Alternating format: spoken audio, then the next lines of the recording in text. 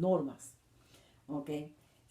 Así que vamos a ver un pasado y un presente que hay que enfrentar. Una nueva sociedad con valores prácticos que desea abandonar el sistema antiguo y establecer uno nuevo con mejor bienestar, con más elegancia, con mejor calidad de vida, con más gusto, con más respeto. Lo mismo que está sucediendo ahora. Estamos tratando de pasar esta pandemia y crear un sistema que sea mejor para todos. ¿Okay? Entonces, vamos a ver cómo él refleja en esta obra el amor, la humanidad. Enseña que la humanidad se hizo para amar y para ser amado, y que es algo que se debe experimentar en el cuerpo, en el bien uso de la palabra, ¿no entiendes? Que tenemos que amando a los padres con los hijos, los hermanos, los amigos, todos debemos amarnos unos a los otros. ¿Qué fue lo que enseñó Jesús? Porque Jesús en ningún momento dijo que yo vine para dividir. Yo no vine para, yo vine para dividir. Esa parte fue una parte de la Biblia modificada por el Vaticano, cuando se formó el Vaticano en el año 1300. Eso no es cierto. Jesús nunca dijo que vino a dividir. Eso era una élite oscura que existía en ese tiempo y que existe hoy todavía. Ok, este libro fue censurado por el Vaticano por muchos años. Después ya aparecieron otros originales por ahí y no pudieron ya evitar que el libro corriera por ahí. Se hizo muy famoso en el Renacimiento. Así, pero de todas formas, el Vaticano era un libro favorito también del Vaticano, aunque lo censuraron porque en cada cuento de eso se cuentan mucho las picardías y las travesuras, las debilidades y las imperfecciones de frailes, de monjas, de curas y todo eso, porque era la religión que reinaba en ese tiempo. Eso casi todo tenía que ver. Y estos jóvenes que huyeron de esa ciudad, de la peste bubónica, eran jóvenes pudientes y educados en la religión católica. Así que a pesar de que fue censurada, los clérigos les encantaba la novela, se divertían con ella y tenían una sección en sus libreros siempre que decía a libros prohibidos, pero ellos siempre se quedaban con copia. Así que el Vaticano tiene una tremenda colección de libros prohibidos. ¿Okay? Comenzamos el resumen. El libro comienza describiendo la pandemia. Y entonces le voy a leer un pedacito de cómo comienza y después todo lo demás va a ser resumen porque no puedo leer el libro, tiene 1300 y tantas páginas. Ok, dice, este horroroso comienzo, o sea, no otra cosa que a los caminantes, una montaña áspera y empinada, después de la cual se halla escondida una llanura hermosísima y delictosa, que le es más placentera cuanto mayor ha sido la dureza de la subida y la bajada. Y no valiendo contra ningún saber y providencia humana, como la limpieza de la ciudad de muchas inmundicias y la prohibición de dejar entrar en ella personas enfermas, y a tantos consejos de salubridad, ni valiendo poco las súplicas dirigidas a Dios por personas devotas, y ahí sigue, no valiendo nada de eso, fue horrible. Ok, la pandemia comenzó, como dije, en la primavera de 1348 en Italia, en Florencia. Los síntomas en el oriente era que salía sangre por la nariz, los oídos y en pocas horas se morían. Pero ya cuando llegó a Italia parece que había mutado, lo mismo que pasó esta vez, ¿ok? Y entonces ya lo que le sucedía a las personas en Italia era que se le inflamaban los ganglios de la ingle y de las axilas, y después le salían manchas en el cuerpo que eran negras, y por eso quizás es porque le pusieron la peste negra, porque por las manchas negras que salían en el cuerpo, y después en pocas horas morían. Es decir, por la mañana tenían los síntomas, en la noche morían. Y fíjense qué cosa más curiosa. Dice, él narra también en la novela que habían personas que no tenían síntomas de ningún tipo y se morían en las calles. Es decir, que eso es lo que le dicen hoy los asintomáticos, ¿no? Así que también cuéntale ahí que un día vieron unos animales rasgando las ropas de un muerto, y después a pocas horas se murieron los animales. Ahí fue donde ellos comprendieron que las cosas personales de la persona, ropa o cualquier cosa que estaba usando, o hubiera usado o tocado, no la deberían de tocar. Y eso fue lo que más el pánico les dio a todos ellos, y trataban de huir. Otros no, otros pensando que les quedaba poco tiempo de vida, se divertían, tomaban vino. Ellos tenían, como eran gente pudiente, esa era una familia, era un lugar hermoso, una ciudad llena de palacios, de casas hermosas, de familias pudientes. Pues ellos tenían sus despensas con buenos vinos, con buenos quesos, con buenas cosas. Y todo el mundo se encerraba en sus casas para esperar a que pasara esa pandemia, esa cuarentena, esa cosa. Y ellos tenían alimentos en su casa, tenían queso, tenían comida fina, tenían vinos óptimos. Y ellos pues la pasaban, pero había la juventud, no había quien la retuviera en la casa. Sobre la juventud la que salía, iba a la iglesia a orar, a rezar. Y entonces esto fue lo que pasó con estos jóvenes, ¿ok?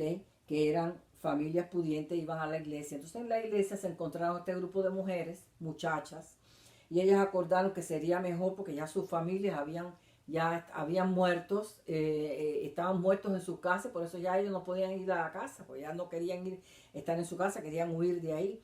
Y entonces acordaron que una de ellas tenía una casa en el campo, que había agua pura allí, agua cristalina, que era como un paraíso, la casa de campo que tenía de su familia, que las invitaba a ir ellas para allá.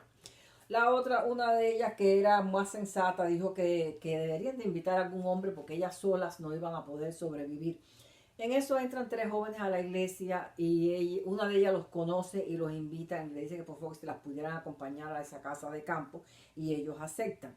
Así que las muchachas, como ya le dije, que eran personas de dinero, tenían criadas. So, ellos se fueron, los 10 muchachos con las criadas de las muchachas se fueron y caminaron horas y horas hasta llegar allá al campo. Y entonces allí se establecieron y se organizaron. ¿Ok? Entonces vamos a ver entonces que hay un paralelo aquí entre que ellos tuvieron que subir una colina y del lado allá de la colina es que estaba la casa de campo y entonces en este lado de la colina está la peste y todo el mundo muriendo. So, ahí ellos allá pueden sobrevivir, aquí están todos muriendo en este otro lado. Entonces ellos se organizan y entonces deciden que cada uno reine un día. Es decir, cada uno sea rey un día y esa persona que va a reinar decide qué es lo que se va a hacer en el día. Entonces, el primer día le tocó a Pampinea, que era la mayor de todas. Esto parece que fueron en orden de edad de mayor a menor. La primera fue Pampinea, que tenía 27 años, y era una mujer muy decidida, con mucha iniciativa, y entonces ella pues reinó el primer día la jornada completa, se hizo una corona de laurel, fueron a pasear a conocer todo el lugar y entonces después fueron a almorzar, ya las criadas le tenían la comida servida, las camas limpias, todo limpio y todo preparado para ellos. Las criadas se iban a dedicar a eso, a la limpieza de la casa, las camas y la cocina. Y entonces ellos 10 iban a estar saliendo y eso, fueron a almorzar y entonces cantaron un poco y fueron a tomar una siesta. Después Pampinea, a cabo una hora por ahí más o menos, los despertó a todas, los despertó a todos ellos y les dijo, no es bueno dormir mucho en la siesta, vamos a un lugar que yo conozco, que es un lugar paradisíaco. Y se fueron para allá, un lugar bien bonito, que corría un agua cristalina, paradisíaco, con muchas flores, jardín, con una roca, algo que los protegía del sol y qué sé yo, árboles, y entonces ahí se sentaron. Entonces Pampinea dijo, bueno, yo quiero que cada uno haga una historia de lo que más le gusta. Entonces cada uno hizo una historia, eso fueron 10 historias que no las voy a leer porque imagínense, no puedo contar las historias porque no me da tiempo. Entonces después de eso, cuando ya se puso el sol, salieron cantando, fueron, ya tenían la cena lista, comieron, cantaron otra vez, qué sé yo, y después se fueron a dormir. So, al otro día le tocó a Filomena ser la reina. Ella se puso la corona de laurel y como le gustó el método que usó la primera, pues entonces ella dijo que quería seguir en la misma línea que hizo la primera reina. Y todos lo hicieron así, todos siguieron la misma línea, pero con diferentes temas. ¿Okay?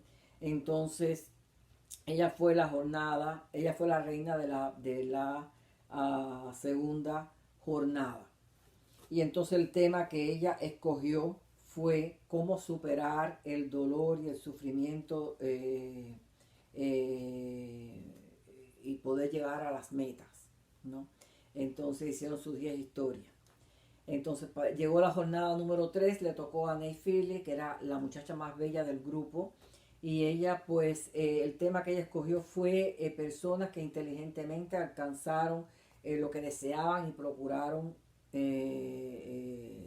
recuperar todo lo perdido.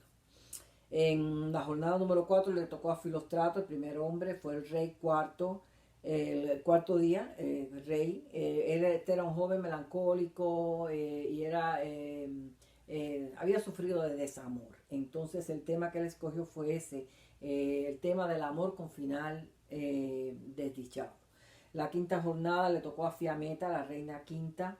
Ella era bella, inteligente y una persona decidida, dispuesta. Y también tocó el tema del amor, pero no con final desdichado, sino con final feliz.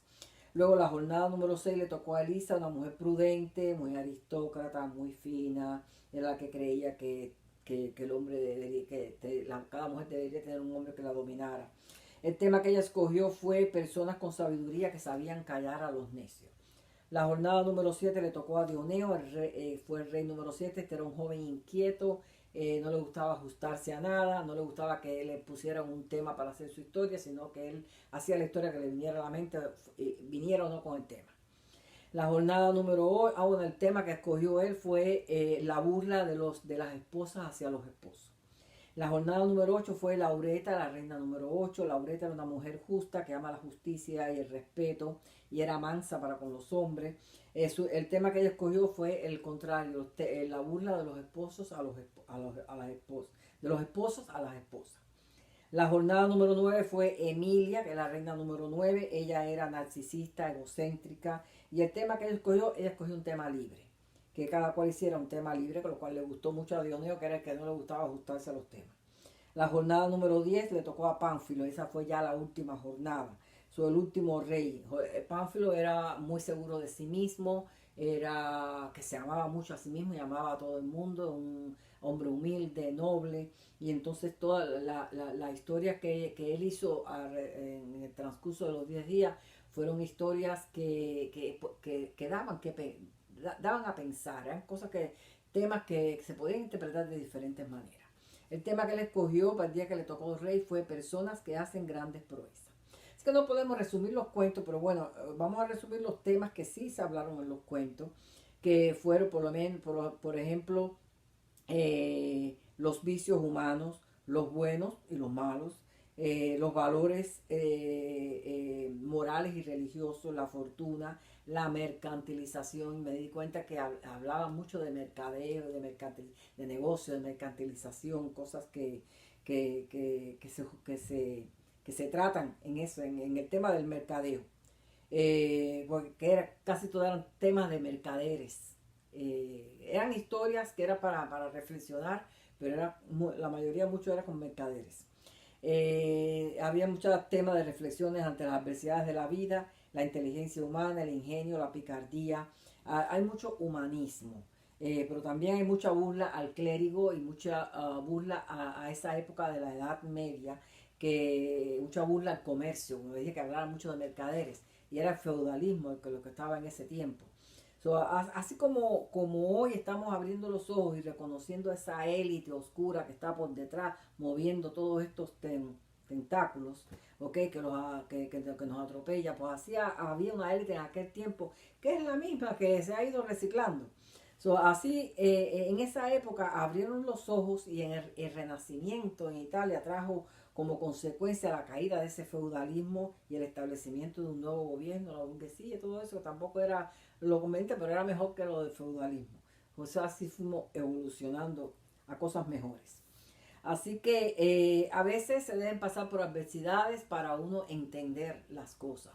Esta pandemia pues ha dado por lugar a que mucha gente se eduquen acerca de esa élite oscura que siempre ha existido y que está detrás de todas estas cosas que pasan, que es nada más y nada menos cosas que hacen para controlar la humanidad. Y eso es lo que debemos entender. Hoy día estamos en un despertar de la conciencia, como lo hubo en aquel tiempo. ¿Ok? Ahora está sucediendo otra vez. Por eso fue que escogí este libro para hacer esta analogía hoy de aquello y lo que estamos viviendo aquí hoy. Así que casi nos eliminan como humanidad, pero la naturaleza muta, la naturaleza es inteligente, conspira a favor de nosotros los humanos y transforma todo a favor nuestro. Al final nosotros los humanos somos los que vencemos, porque esa élite oscura, lo negativo, nunca vence, nunca prospera. Así que hasta aquí la novela, así que los invito a que la lean. Está larga. Bueno.